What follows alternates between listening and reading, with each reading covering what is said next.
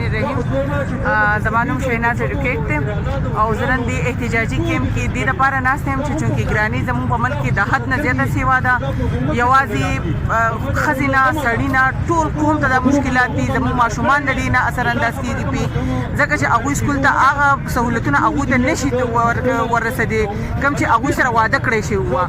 دویمه خبره ده چې کله هغوی وایي چې موږ به د پاکستان نه نوی پاکستان جوړوو، نو هغه نوی پاکستان دا و چې زموږ ماشومان یې په کورونو کې کېنول، ښځې بهر ته راووتلې، هغوی مسواکونه خرڅوي، خپلو ماشومانو خرچې نشي پوره کولی. سړي عاجزانان چې ډېر زیات سپین وي نو هغوی خودکشي وکړي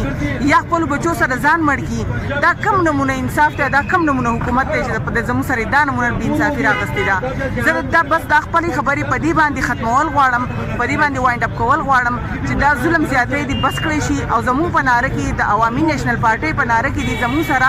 دا ټول خلک رایوځای شي چې دا ناره یو مضبوطه ناره جوړه شي او زموږ د دې قوم نه دا افت لري شي. شکریہ.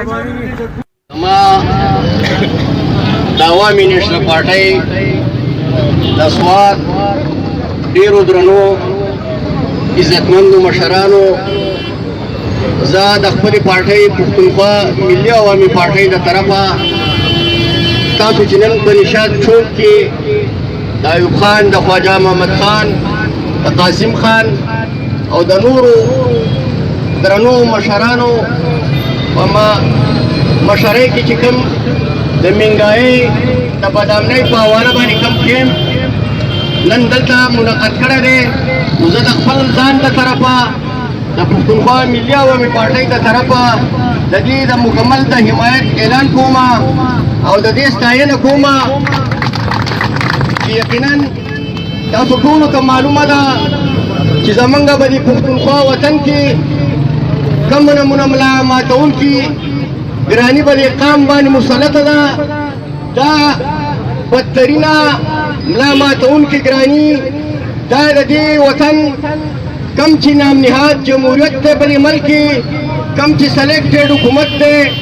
د هغوی د عملونو د هغوی د غلطو د ناقصو پالیسو په نتیجه کې د پاکستان د کروڑو په انسانانو باندې دا ملا ماتونکي ګراني هغو مسلط کړې ده. تاسو لیدلې ده